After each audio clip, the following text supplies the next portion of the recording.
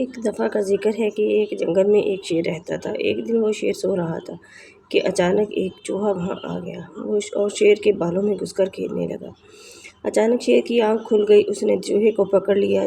چوہا ڈر گیا، وہ شیر سے منت کرنے لگا کہ مجھے چھوڑ دو، میں آئندہ ایسا نہیں کروں گا۔ شیر کو اس پر رحم آ گیا، اس نے چوہے کو چھوڑ دیا، جو جاتے جاتے شیر سے کہنے لگا کہ میں اس احسان کا بدلہ ضرور دوں گا۔ شیر ہنس پڑا۔ ایک دن کچھ شکاری جنگل میں آ گئے، انہوں نے جال ڈال کر شیر کو پکڑ لیا۔